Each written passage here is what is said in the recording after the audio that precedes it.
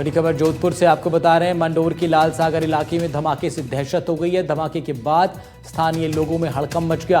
किसी को लगा कि भूकंप है तो किसी को लगा कोई विस्फोट। मंडोर पुलिस थाने से लेकर कंट्रोल रूम तक फोन की घंटियां बजती रहीं। फिलहाल किसी के भी कुछ समझ में नहीं आ रहा है। मंडोर और लाल सागर के अलावा आनगनवा क्षेत्र में भी धमाके सुनाई दिए हैं। सुरपुरा इलाके से लेकर महामंदिर पावटा क्षेत्र में भी सुनाई दिए हैं। खिड़कियां और दरवाजे भी हिलने से समाचार हैं। माता के थाना क्षेत्र में पुलिस ने जांच अभियान चलाया है। जोधपुर से इस वक्त की बड़ी खबर आपको बता रहे हैं। मंडोर के लाल सागर इलाके में धमाके से दहशत हुई है। धमाके से स्थानीय लोगों में हड़कंप मच गया। शुरुआत में लगा कोई भूकंप है, किसी को लगा विस्फोट हुआ है। मंडोर पुलिस थाने से लेकर पुलिस कंट्रोल रूम तक लगातार घंटियां बजती रही। अरुण हर्ष देंगे ज्यादा जानकारी, हमारे संवाददाता इस खबर पर। जी अरुण, क्या निकल के आया सामने, क्या मामला है? अपनी तरफ से पुष्टि नहीं की है, लेकिन जिस तरह से धमाके की आवाज हुई थी और भूकंप जैसा लोगों को महसूस हुआ था, जो खिड़कियों में कंपन हुआ, लोग अपने घरों से बाहर निकल आए थे और पुलिस कंट्रोल रूम को भी सूचना दी थी। लेकिन ऐसा कयास लगाया जा रहा है सुपरसोनिक जो वायु फाइटर जो है जेट निकला था, उसी का जो है सुपरसोनिक साउंड बैरियर तोड़ा गया था और उसी के कारण से कंपन हुआ है। लेकिन अभी उसकी पुष्टि नहीं हुई है, लेकिन कह सकते हैं जिस तरह से जोधपुर के मंडोर, महामंदिर पावटा और जो बात की जाए बनाड़, रमजान जी का तट, तमाम उस क्षेत्र की जो है उस जगह पर जो है धमाके की आवाज आई थी और धमाके की आवाज के साथ ही लोग घरों से बाहर निकले और चर्चा करने लगे और कंट्रोल रूम को भी फोन किया। फिलहाल प्रशासन की तरफ से अभी पुष्टि नहीं हुई है, लेकिन हमारे सूत्र ये बता रहे हैं कि शायद फाइटर जो है सुपरसोनिक विमान जिसने बैरियर तोड़ा था, उसी की आवाज से ये धमाके की आवाज हुई है। अब से कुछ देर बाद प्रशासन की तरफ से जब इस पूरे मामले की पुष्टि हो जाएगी तब स्पष्ट हो पाएगा कि वाकई क्या भूकंप आया था या फिर यह जो है सुपरसोनिक विमान है जिसका बैरियर तोड़ा गया था। ठीक है अरुण, बहुत बहुत शुक्रिया तमाम जानकारी के लिए आपका। अरुण हर्ष रिपोर्ट कर रहे थे। इस खबर पर आगे बढ़ रहे हैं। अंता उपचुनाव से जुड़ी बड़ी खबर आ रही है। फलौदी सट्टा बाजार का रुझान सामने आया है। सट्टा बाजार के अनुमान में बीजेपी सबसे आगे। बीजेपी प्रत्याशी मोरपाल सुमन का भाव 55 पैसे तक लगा है। नरेश मीणा और प्रमोद जैन भाया के जो भाव लगे हैं मात्र 2.25 पैसे तक हैं। ऐसे में ये बताता है कि सट्टा बाजार का आंकड़ा ये कह रहा है कि बीजेपी इस वक्त मजबूत स्थिति में दिखाई दे रही है और वहीं जो कैंडिडेट्स दूसरे चुनाव लड़ रहे हैं उनकी स्थिति सट्टा बाजार के आंकड़ों के अनुमान के मुताबिक काफ़ी कमज़ोर नज़र आ रही है। 55 पैसे का भाव यहाँ पर लगाया गया मोरपाल सुमन के लिए और अन्य दोनों प्रत्याशी जो हैं प्रमुख नरेश मीणा और प्रमोद जैन भाया, उनके लिए सिर्फ 2.25 पैसे का भाव है।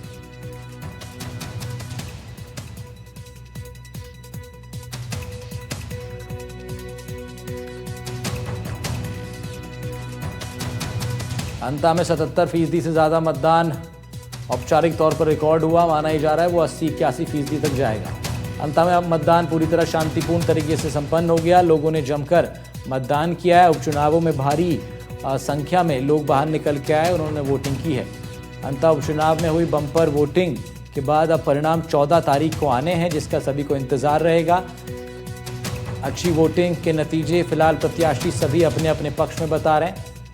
हालांकि अभी तक कोई पुष्टि इस तरह की है नहीं। अनुमान ये लगाया जा रहा है सभी प्रत्याशियों द्वारा कि उनके पक्ष में ज़्यादा वोटिंग हुई।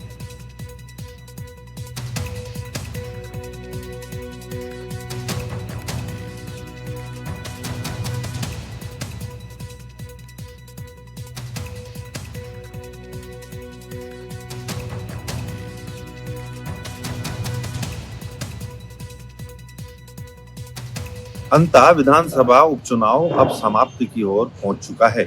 आज 12 जिले के अंतः विधानसभा में उपचुनाव हुआ, जहां पर सुबह 7 बजे से लेकर देर सायं तक 6 बजे तक मतदान जारी रहा।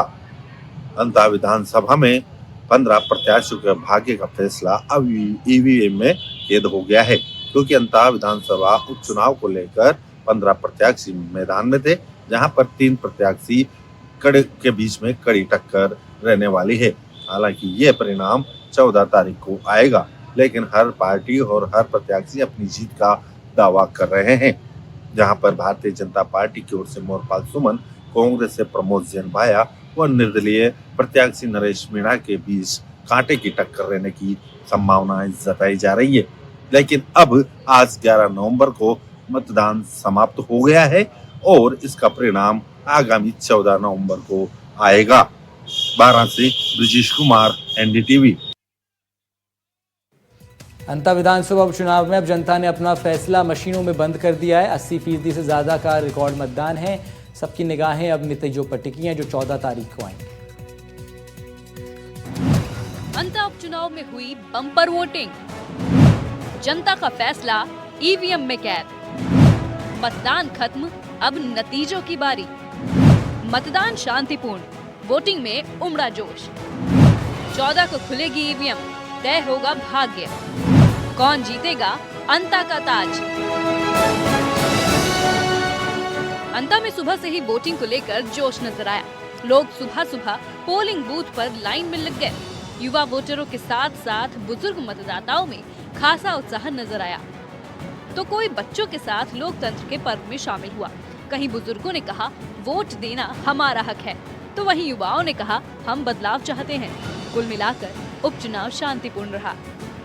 मेरी वोटर आईडी आने के बाद मैं वोट देने आई तो बहुत उत्साहित थी और मैंने वोट एक अच्छे नेता को दिया है जो अपने जनता के प्रति उत्तरदायी हो, जनता की जो समस्याएं हैं उनको जाने और उनका निवारण करे।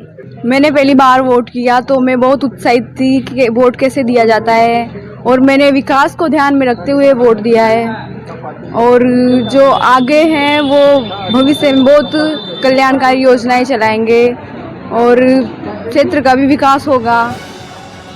बीजेपी और कांग्रेस दोनों ही दलों ने इस चुनाव को प्रतिष्ठा का सवाल बना लिया था। बीजेपी के दिग्गज नेता भजन लाल शर्मा और वसुंधरा राजे ने रथ पर एक साथ रोड शो करके शक्ति प्रदर्शन किया। वहीं कांग्रेस के उम्मीदवार ने जनता से कहा हमारे काम पर वोट करें, बातों पर नहीं। दोनों पार्टियों ने एक दूसरे पर आरोप प्रत्यारोप लगाए, लेकिन जनता ने कहा हम सब देख रहे हैं, फैसला हमारा होगा। गांव साकली के मतदान केंद्र 219 पर लोगों ने वोटिंग का बहिष्कार किया। लोगों ने रास्ते की मांग को लेकर वोट का बहिष्कार किया। चाय पान की चर्चाओं में सिर्फ एक ही सवाल, कौन जीतेगा अंता का ताज। अब जब वोटिंग खत्म हो चुकी है तो सबकी नजरें ईवीएम पर है। बीजेपी को भरोसा है विकास और संगठन पर, जबकि कांग्रेस को उम्मीद है जनता के भरोसे पर। 14 तारीख को अब जब मतगणना होगी तब साफ होगा कि अंता का ताज किसे मिला और किसकी रणनीति फेल रही। Bureau report, NDTV Rajasthan. Jaipur के दूदू से बड़ी खबर है। निर्माणाधीन मकान की छत गिरने का मामला सामने आया। हादसे में घायल युवक की उपचार के दौरान मौत हो गई है।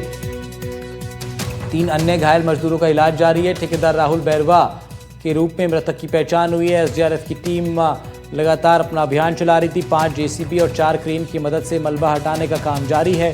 दूदू कस्बे के झाला के जाव की ये घटना, जहां पर एक निर्माणाधीन मकान पर लेंटर डाले जाने के दौरान ये हादसा हुआ। इसके बाद एक व्यक्ति की मौत की पुष्टि हो रही है। एक व्यक्ति को हालांकि सुरक्षित बाहर निकाला भी गया था। 2 अन्य लोग अभी भी इसमें फंसे हो सकते हैं।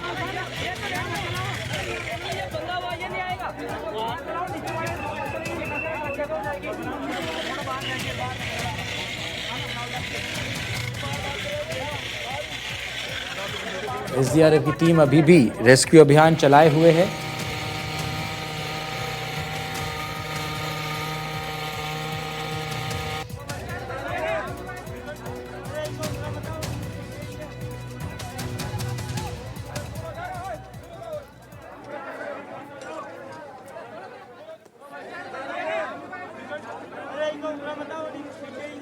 एक व्यक्ति की मौत की पुष्टि हो रही है। इस पूरी घटना में 3 लोग घायल बताए जा रहे हैं। SDRF सर्च अपना रेस्क्यू अभियान अभी भी चला रही है। एक मकान दरअसल निर्माणाधीन बिल्डिंग गिर गई थी। लगातार हम लोगों ने खबर दिखाई है आपको। एक्सक्लूसिव फुटेज आपको हम लोग दिखा रहे थे किस तरीके से रेस्क्यू किया गया। लेकिन दुखद खबर ये आ रही है, एक व्यक्ति की मौत की पुष्टि हो गई है इस पूरे घटना में।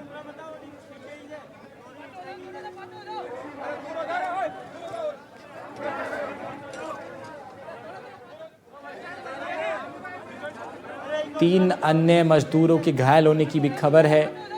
SDRF की टीम ने एक व्यक्ति को सफलतापूर्वक यहां से बाहर निकाला था। एक घायल व्यक्ति की लेकिन इस हादसे में मृत्यु हो गई है।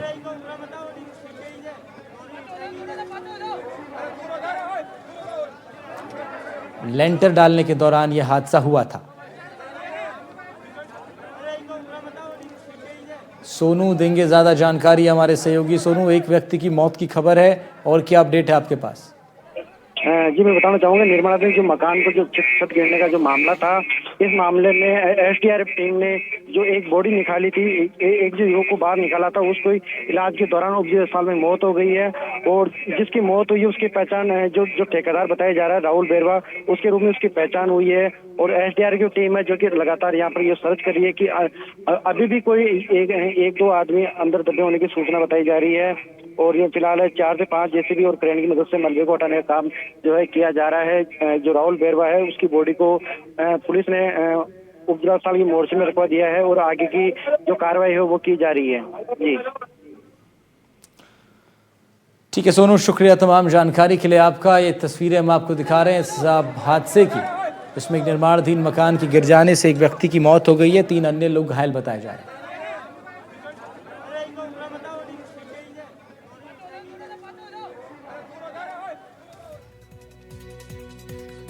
और खबर अब जयपुर से आ रही है, जहां नागौर तक छापेमारी चल रही है।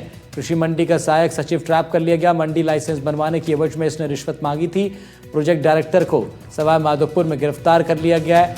उधर नागौर में 20,000 रुपये की रिश्वत लेते एक एएसआई को भी ट्रैप किया गया है। तो लगातार एंटी करप्शन ब्यूरो की टीम की कार्रवाइयां पूरे प्रदेश भर में देखी जा रही हैं। अलग अलग जिलों में एसीबी कार्रवाई कर रही है, कहीं प्रोजेक्ट डायरेक्टर तो कहीं असिस्टेंट सब इंस्पेक्टर पर गाज गिरी है, तो कहीं मंडी सहायक को भी ट्रैप कर लिया गया है। 3 तस्वीरें आज की 3 कार्रवाइयों की। एक तरफ राजधानी में मंडी सहायक को ट्रैप किया गया, तो नागौर में एएसआई गिरफ्तार हुआ है। सवाई माधोपुर में एक प्रोजेक्ट के डिप्टी डायरेक्टर को रिश्वत की लेने के आरोप में गिरफ्तार कर लिया गया है।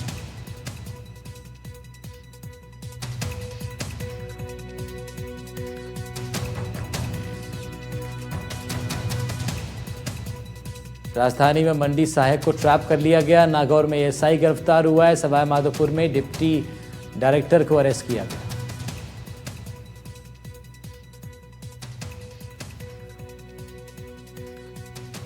तो राजधानी से बड़ी खबर आ रही है। गुजरात एटीएस की गिरफ्त में आए आतंकियों से पता लगाया। इस पूरे मामले का राजस्थान कनेक्शन भी है। राजस्थान एटीएस की टीम गुजरात के लिए रवाना हो गई है। गिरफ्तार आतंकियों से पूछताछ होगी। हथियारों की सप्लाई चेन को लेकर के गहनता से पूछताछ हो सकती है। राज्य में स्लीपर सेल को लेकर की भी जानकारी अब राजस्थान एटीएस जुटाएगी। गुजरात के लिए स्पेशल टीम एटीएस की रवाना हो गई थी, जिनको तमाम तहकीकात करनी थी, और उन तहकीकातों के क्रम में अब स्लीपर सेल कनेक्शन के भी तार कहाँ तक हैं, इसको लेकर के भी जानकारी आ सकती है।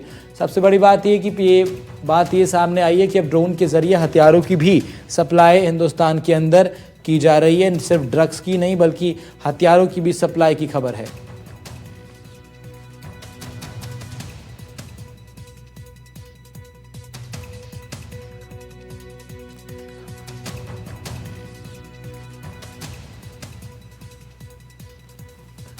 पहली बार सीधे हनुमानगढ़ से कनेक्शन जुड़ रहे हैं इस तरह के आतंकवादी गतिविधियों की, और उससे पता लगता है कि ड्रोन्स के जरिए सीमा पार से ड्रग्स ही नहीं बल्कि हथियारों की भी तस्करी की जा रही है। 3 तस्वीरें आपको दिखा रहे हैं ब्यावर, सिरोही, चोमू से, जहां लगातार अब पुलिस सर्च अभियान चला रही है। अलर्ट पर प्रशासन नजर आ रहा है। एयरपोर्ट से लेकर रेलवे स्टेशन और बस अड्डों तक सघन चेकिंग के बाद ही एंट्री दी जा रही है।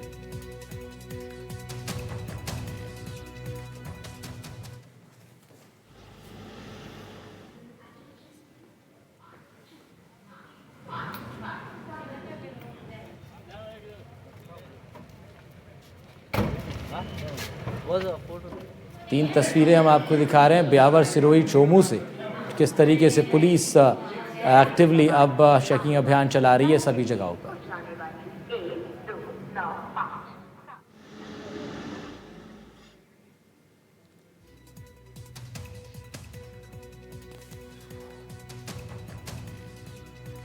उधर बाड़मेर पुलिस ने 3 साल से फरार चल रहे 25,000 के इनामी को गिरफ्तार कर लिया है। हीरोइन तस्कर है जिसका नाम स्वरूप सिंह है, जिसको गिरफ्तार किया गया। आरोपी पाकिस्तान से हीरोइन ड्रग मंगवाकर पंजाब और दिल्ली के तस्करों को सप्लाई करता था। पुलिस के मुताबिक स्वरूप सिंह इतना शातिर था कि गिरफ्तारी से बचने के लिए रात को घर से निकलकर जंगलों में जाकर सोता था। जुलाई 2022 में गडरा रोड थाना क्षेत्र में सीमा सुरक्षा बल और पुलिस ने संयुक्त कार्रवाई कर अंतर्राष्ट्रीय गिरोह का भंडाफोड़ किया था। 7 आरोपी पहले ही पकड़े जा चुके हैं। यह 8वां आरोपी था जो अब पुलिस ने शिकंजे में लिया है।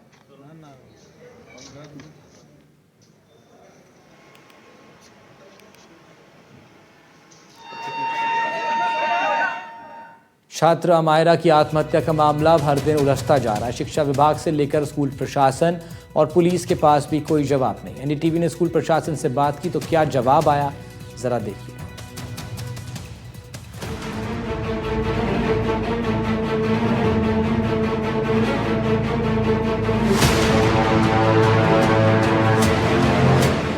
अमायरा की मौत का कौन जिम्मेदार?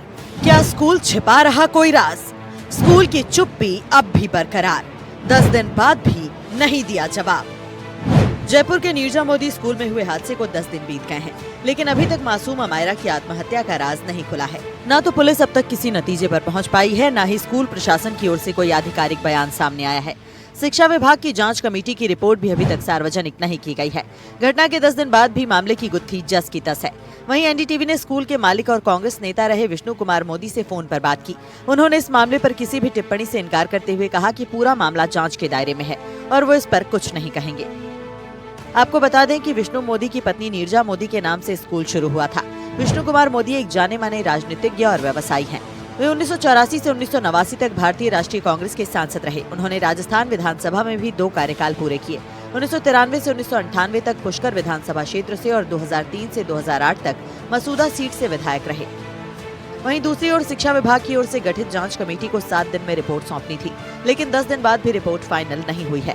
पुलिस ने घटनास्थल का निरीक्षण और सीसीटीवी फुटेज जब्त किए हैं, लेकिन अभी तक कोई निर्णायक जानकारी सार्वजनिक नहीं की गई है। आपको बता दें कि 4ठी कक्षा की छात्रा अमायरा स्कूल बिल्डिंग की 4थी मंजिल से कूद गई थी, जिससे उसकी मौत हो गई थी। परिजनों ने मौत को लेकर स्कूल पर गंभीर आरोप लगाए हैं, लेकिन अब तक जांच में ढील होने से पूरा मामला पहेली बना हुआ है। Bureau report, NDTV, Rajasthan. उधर अलवर के लक्ष्मणगढ़ के कफनवाड़ा गांव का एमबीबीएस छात्र अजीत चौधरी रूम में पढ़ाई कर रहा था। बीते दिन उसका शव रूस की व्हाइट रिवर के पास मिला, लेकिन 7 दिन गुजर चुके हैं, शव भारत नहीं पहुंचा। परिवार में गहरा आक्रोश भी है। परिजनों का कहना है बेटे को डॉक्टर बनाने का सपना अधूरा रह गया और अब शव भी घर तक नहीं ला पाए। ग्रामीण कह रहे हैं कि अगर शव जल्दी नहीं आया तो हालात बिगड़ सकते हैं। व्यापारियों ने भी चेताया है। परिजनों ने केंद्रीय मंत्री से भी गुहार लगाई। केंद्र सरकार से एमएस के थ्रू दूतावास की जो जानकारी नहीं मिलती हमें प्रॉपर, एक तो हम कॉल करते हैं, कॉलों के थ्रू भी कोई इन्फॉर्मेशन नहीं आ रही है हमारे पास, और ना ही हमें कॉलेज प्रशासन से या वहाँ की कोई भी हमारी तरह से किसी भी प्रकार की मदद नहीं हो रही है। हमारा पहली बात तो हम पोस्टमार्टम की बोल रहे हैं, वो भी नहीं हुआ। हम 2-3 दिन से लगातार बोल रहे हैं हमें पोस्टमार्टम ना करके हमारी डेड बॉडी इंडिया भिजवाई जाए, वो भी नहीं हो रहा। रात दिन हम खुद नहीं इतने परेशान है कि बहुत ज़्यादा हमारा पूरा गांव मातम पसरा हुआ है कि खाना तक नहीं खा रहा किसी के। गांव में इतना बुरा हाल बना हुआ है कि खाना पीना बस्ती ने सारा छोड़ रखा है, गांव ने सारा छोड़ रखा है, रिश्तेदारों सारा छोड़ रखा है। सभी बड़ा दुखी है और हमारा सरकार से ये निवेदन है कि हमारा बच्चा हमें जल्द से जल्द ला के दे, अन्यथा यहाँ और भी अर्थ छूट सकती है। माँ दादा दादी सभी बहुत ज़्यादा परेशान है खाने पे। हमारा बेटा ही ला दो और जल्दी से जल्दी यही है, और हम पे तो बढ़ता भी कुछ नहीं बढ़ता है। अलवर के लक्ष्मणगढ़ कस्बे के कफनवाड़ा गांव में हम मौजूद हैं, जहां आप देख सकते हैं गांव में फिलहाल सन्नाटा पसरा हुआ है। करीब 24 दिन यहाँ हो चुके हैं। जो एमबीबीएस करने के लिए छात्र रूस गया था, उसका वहाँ कोई पता ना लगा, और पता लगना भी तो 4 दिन पूर्व परिवार को सूचना मिलती है कि उसका एक नदी में शव मिला है। शव के बाद से हम उस घर पर मौजूद हैं जहाँ पूरी तरह से सन्नाटा पसरा हुआ है, और घर के परिवार के लोग तलाश में जुटे हुए हैं कि उन्हें कहीं ना कहीं से वो जानकारी मिलेगी, जल्द से जल्द उसका छात्र को यहाँ लाया जा सके। उस हर संभव प्रयास के लिए परिवार जुटा हुआ है, और उनके साथ ही यहाँ परिवार के सबसे ज़्यादा बड़ी बात की महिलाओं की स्थिति बहुत खराब देखने को मिली है। भैया, क्या अपन को परिवार में स्थिति है? अब बहुत पूरा गाँव सन्नाटा है, इसलिए पूरा गाँव में खाना नहीं बन रहा है। 24 दिन हो गए आज उसको लापता है। 17 दिन बाद उसकी डेड बॉडी की खबर आती है अपने पास। उसके बाद हम सब्जी के संपर्क में हैं। भूपेंद्र जी से मिले हैं, 3 बार मिल लिए हम। उनसे यही डिमांड की हमारी डेड बॉडी मंगवा दो। केंद्र सरकार बिल्कुल ध्यान नहीं दे रही है इसमें। अभी तक कोई जवाब ही नहीं है हमारे पास। एम्बेसी से कोई जवाब नहीं है, हमने मीटिंग की मंत्रालय में, यूनिवर्सिटी से भी कोई जवाब नहीं, फोन अटेंड नहीं करते हमारा, तो फोन अटेंड नहीं हो रहा, किसी कोई जवाब नहीं दे रहे हमको। तो अजीत की माँ और बहन की स्थिति अभी क्या है? बहुत गंभीर स्थिति है। हम तो यही चाहते हैं 1-2 दिन में हमारी डेड बॉडी आ जाए, नहीं तो उससे पहले कई अर्थी उठ सकती है इसमें। गाँव में स्थिति बहुत गंभीर। बिल्कुल, हम उस घर में मौजूद है जहाँ आप देख सकते हैं पूरी तरह सन्नाटा पसरा हुआ है और केवल जेंट्स जो है वो इंतजार प्रयास कर रहे हैं किसी तरह से उसको लाने के लिए, और जो महिला है वो अभी यहाँ पर सिर्फ इंतजार कर रही है कि जल्द से जल्द वो बच्चा यहाँ आए और उसको परिवार को एक सांत्वना मिल सके कि जल्द से जल्द कि उनको सकुशल है या नहीं है। लेकिन जो जानकारी है वो सब यहाँ इनके पास पहुँच चुकी है।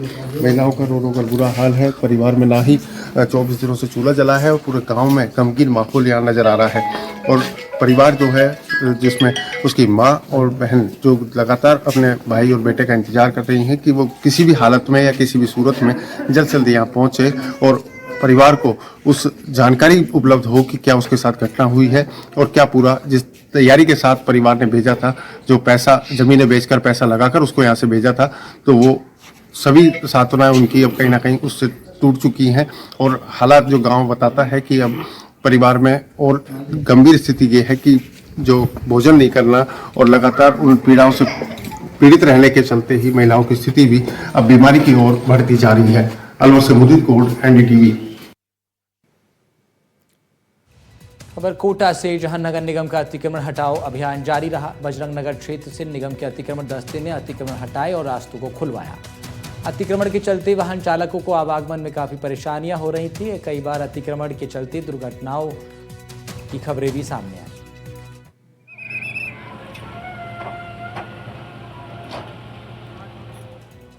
उधर जैसलमेर में मरुज्वाला अभ्यास का दूसरा चरण शुरू हो गया है। ऑपरेशन त्रिशूल का हिस्सा बनी है ये एक्सरसाइज। कई दिनों से सरहद पर सेना की तैयारी चल रही थी। धोरों में दमखम दिखा रही थी भारतीय सेना। एयरफोर्स के विमान से जवान उतरे, हेलीकॉप्टर से दुश्मन के ठिकानों पर पैराट्रूपिंग की गई। हथियारबंद जवानों ने हमले किए हैं। साहसी नजारा देखने को मिला है जिससे अधिकारी भी अभिभूत रह गए।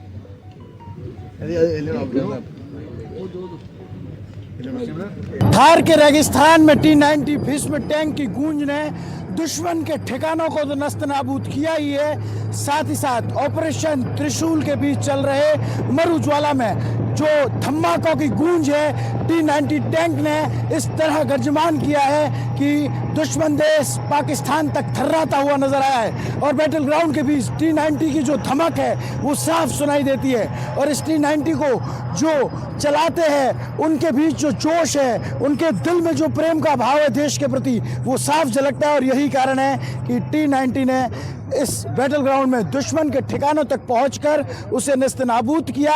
साथ ही साथ इन धमाकों की गूंज उन नापाक इरादे रखने वाले दुश्मनों पर भी की जो कि हर बार नापाक हरकतें करते हैं और उन्हें नाकाम करते हैं ये जाबाज। और T-90 टैंक पर इस वक्त हम मौजूद है जो कि भीष्म टैंक जिसे कहते हैं और अपने आप में कहीं ना कहीं ये खास है। और इसकी ये तीसरी पीढ़ी के जो टैंक्स है, उन्होंने जो अपना दमखम इस ग्राउंड में दिखाया, जिस तरह से दुश्मन की टेरिटरी में घुसकर उसे पलक झपकते ही मटिया मेट किया, वो दृश्य बताता है कि अगर ज़रूरत पड़ी तो रियल बैटल ग्राउंड में भी इसी तरह T-90 की धमक सुनाई देगी जो कि दुश्मन के छक्के छुड़ाने के लिए काफ़ी है। श्रीकांत व्यास, एनडीटीवी, जैसलमेर, भारत पाक सीमा। खबर सांचौर से है, जहां भारत पाक सीमा से करीब 40 किलोमीटर दूर बने गांधव बाखासर हाईवे पट्टी मंगलवार को भारतीय वायुसेना की ताकत और तैयारियों का सजीव प्रमाण बनी। ऑपरेशन सिंदूर के बाद चल रहे सेना के सबसे बड़े युद्धाभ्यास ऑपरेशन त्रिशूल के तहत इंडियन एयरफोर्स की साउथ वेस्टर्न कमांड द्वारा महागजराज नाम से हवाई अभ्यास किया गया।